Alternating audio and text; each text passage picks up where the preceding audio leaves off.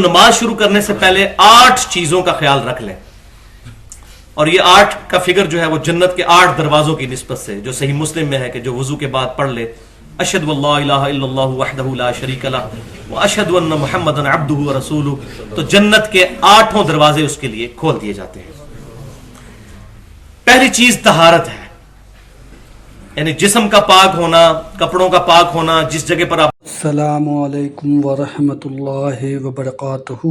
نماز پڑھنے سے پہلے 8 چیزوں کا معاملہ جو نماز کے حوالے سے بتایا ہے انجینئر محمد علی مرزا نے، تو اس میں امپورٹنٹ علمی پوائنٹس بتائے ہیں، اور نماز کا معاملہ جو ہے بہت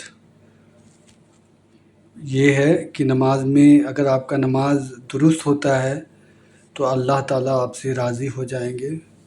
اور نماز تو سب پڑھتے ہیں، لیکن نماز کی کن کن چیزوں پر آپ کو احتیاط رکھنی چاہیے اور کن باتوں پر آپ کو دھیان دینا چاہیے، اس کے بارے میں انجینئر محمد علی مرزا نے اس ویڈیو میں بتایا ہے۔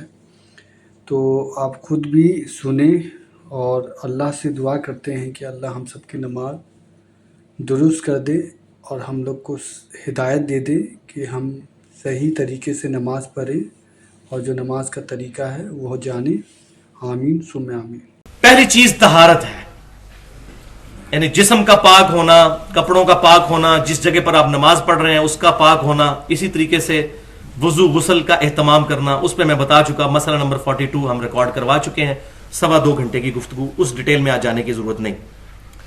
دوسری چیز صحیح بخاری اور صحیح مسلم کی متفق علیہ حدیث ہے کہ آپ صلی اللہ علیہ وسلم نے فرمایا کہ اعمال کا دار و مدار نیتوں پر ہے، نیت کے بغیر نماز درست نہیں ہے، کوئی بھی عمل درست نہیں، لیکن نیت زبان سے نہیں کرنی ہوتی۔ تو اب صرف کیا نماز کی نیت ہوتی ہے؟ وضو جب ہم کرتے ہیں اس کے لیے بھی نیت ضروری ہے، تو کیا ہم نیت کرتے ہیں، نیت کرتا ہوں عشاء کے نماز کے وضو کی، کسی نے کی ہے کبھی؟ یا نیت کرتا ہوں اس استنجے کی جو میں اب عشاء کی نماز کے لیے کرنے جا رہا ہوں، کبھی نہیں کرتے۔ نماز کے لیے الفاظ کیوں آئے؟ تو یہ علماء نے خود ڈیوائز کیے ہیں، خام خواہ امت کے اندر یہ چیز ایڈ کی۔ نیت دل کے ارادے کا نام ہے، آپ جب گھر سے چل پڑے آپ کی نیت ہوگی، زبان سے اس کو دہرانا نبی صلی اللہ علیہ وسلم سے نہ صحابی سے نہ کسی تابعی سے ثابت ہے، لہٰذا اس کو یہ بات کہنے میں آر نہیں اور اس کو برا نہ مانیے گا۔ خود صوفیاء کے ہاں جو بہت بڑے امام مانے جاتے ہیں، مجدد الفسانی جن کو وہ کہتے ہیں، شیخ احمد سندی صاحب، انہوں نے اپنے مکتوبات میں لکھا ہے کہ زبان کے ساتھ نماز کی نیت کرنا بدعت ہے، یہ انہوں نے لکھا ہے۔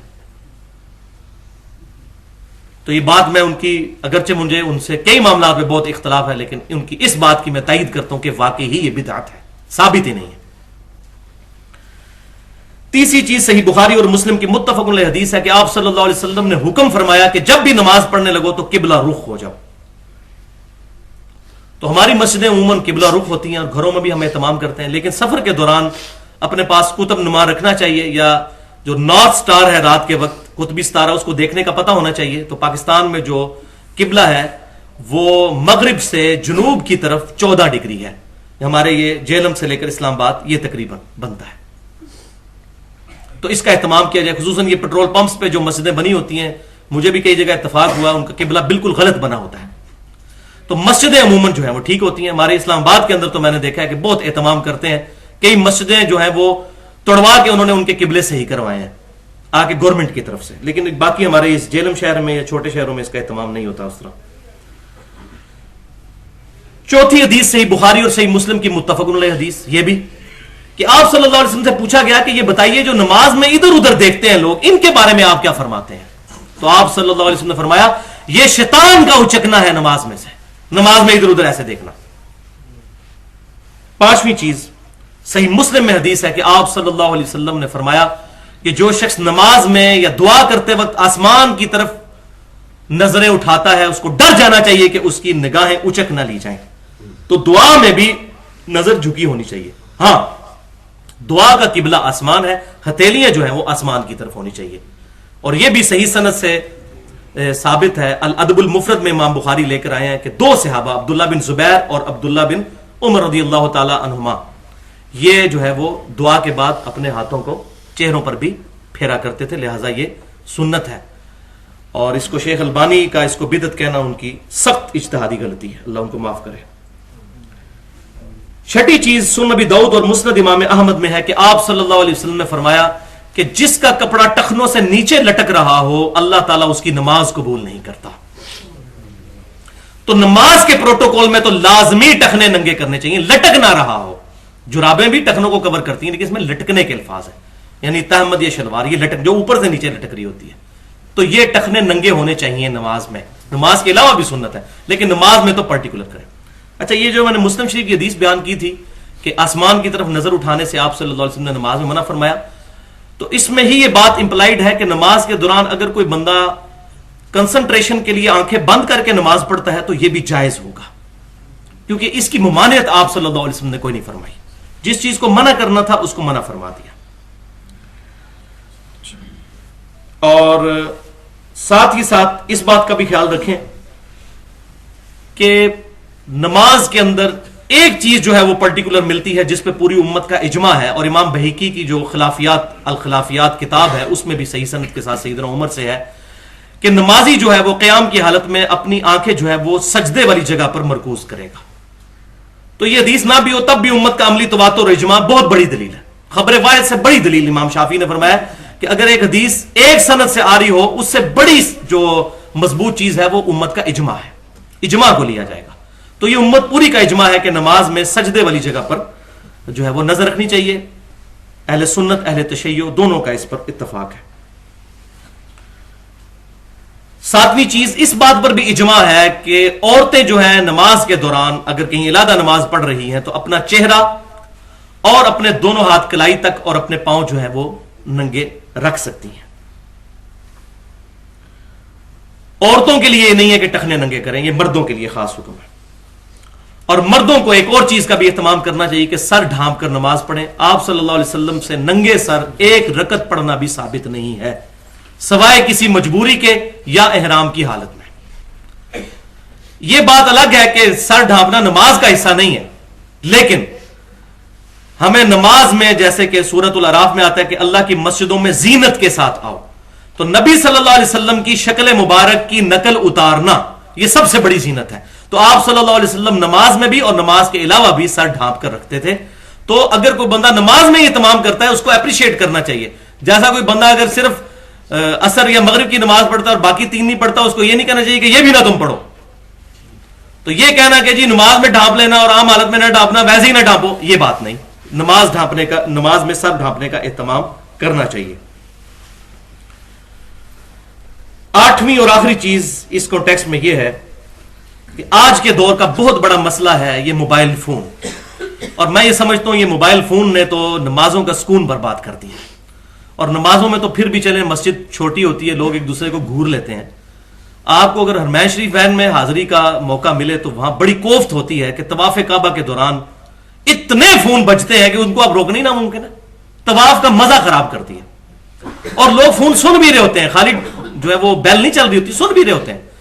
تو اتنی بڑی نحوست پڑ چکی ہے کہ ہم لوگ کنسنٹریشن کے ساتھ نماز میں بھی موبائل کو سائلنٹ پہ لگانے کے لیے تیار نہیں. ہم نے کیا کمٹمنٹ اپنے رب کے لیے شو کرنی ہے؟ اور نماز کا لطف ہی اس وقت ہے کہ جب آپ نماز اس نیت سے شروع کریں کہ یہ اپنی نیچرل پیس پہ جب ختم ہو تو ہو، ختم کرنے کی نیت سے شروع نہ کریں، ورنہ پوری نماز میں آپ کی دوڑ لگی رہے گی. بس نیچرل پیس میں آہستہ آہستہ پڑھتے چلے جائیں. جب بھی ختم ہو ایک دفعہ سٹاپ واچ لگا کے، میں نے تو ٹیکنیکلی اس کو ہینڈل کیا ہوا ہے کہ بالکل سکون سے نماز پڑھی، سٹاپ واچ لگا کے 6 منٹ میں 2 رکعتیں پڑھی جاتی ہیں. تو اپنا نماز کا ٹائم کیلکولیٹ کر لیں کہ اتنی رکعتیں میں نے پڑھنی ہے تو اتنے ٹائم میں گھر سے لے کر آیا ہوں. افراتفری کرنے کی ضرورت نہیں، ایک بار کیلکولیٹ کر لیں. تو یہ نماز کے سکون کے لیے بنیادی چیز یہ ہے کہ آپ کو نماز شروع کرتے وقت اس کو ختم کرنے کا خیال نہ ہے، بلکہ اس کو نیچرل پیس میں ختم کرنے کی کوشش کریں. اور آپ صلی اللہ علیہ وسلم کی حدیث بھی مسند امام احمد کی یاد رکھیے کہ آپ صلی اللہ علیہ وسلم نے فرمایا، اور یہ امام حاکم نے بھی نقل کی ہے، کہ سب سے برا چور وہ ہے جو نماز کا چور ہے. پوچھا کہ یا رسول اللہ صلی اللہ علیہ وسلم یہ نماز کا چور کون ہے؟ فرمایا جو اپنے رکوع اور سجدے صحیح طریقے سے ادا نہیں کرتا، نماز میں چوری کرتا ہے وہ. تو آپ دیکھ لیں، رکوع بھی مختصر اور اس کے بعد قوما بھی مختصر اور سجدے بھی فوراً اور جلسے میں بھی نہیں بیٹھنا اور فوراً دوسرے سجدے میں جانا، یہ عموماً نماز. اور بخاری اور مسلم کی متفق علیہ حدیث ہے، ایک صحابی بڑی تیزی سے نماز پڑھی، آپ صلی اللہ علیہ وسلم کے پاس آئے، آپ صلی اللہ علیہ وآلہ وسلم نے کو آ کر سلام کیا، آپ صلی اللہ علیہ وسلم نے وعلیکم السلام کہا اور کہا کہ دوبارہ نماز پڑھو. تم نے نماز نہیں پڑھی، نماز نہیں پڑھی. حالانکہ نماز پڑھ کے آیا تھا. اس نے دوبارہ پڑھی، پھر سلام کیا، آپ نے جواب دیا، فرمایا پھر جا کے نماز پڑھو، تم نے نماز نہیں پڑھی. 3 دفعہ اسی طریقے سے ہوا. اب راوی کہتے ہیں مجھے یاد نہیں، تیسری یا چوتھی مرتبہ آپ صلی اللہ علیہ وسلم سے اس نے ریکویسٹ کی، یا رسول اللہ صلی اللہ علیہ وسلم مجھے نماز کا طریقہ پھر سکھا دیجئے. تو آپ صلی اللہ علیہ وسلم نے فرمایا کہ دیکھو، جب تم نماز کا ارادہ کرو تو خوب اچھے طریقے سے طہارت حاصل کرو، اس کے بعد سکون کے ساتھ جو ہے وہ قبلہ رخ ہو کر کھڑے ہو جاؤ، پھر تکبیر کہو، اس کے بعد قرآن پاک میں سے پڑھو، پھر سکون کے ساتھ رکوع کرو، پھر سکون کے ساتھ جو ہے وہ رکوع سے سر اٹھا کر کھڑے ہو جاؤ حتیٰ کہ ہر ہڈی اپنی جگہ پر آ جائے، پھر سکون سے سجدہ کرو، پھر سکون سے سجدے کے ساتھ سر اٹھاؤ اور سکون سے بیٹھ جاؤ، ہر ہڈی اپنی جگہ پر آ جائے، پھر دوسرا سجدہ کرو، پھر دوسرے سجدے کے بعد بیٹھ جاؤ. یہ جو دوسرے سجدے کے بعد بیٹھ جاؤ الفاظ ہیں، یہ صحیح بخاری کے اندر الحمدللہ موجود ہیں. انٹرنیشنل نمبرنگ کے مطابق 6251. دوسرے سجدے کے بعد بھی بیٹھ جاؤ اور پھر دوسری رکعت کے لیے کھڑے ہو.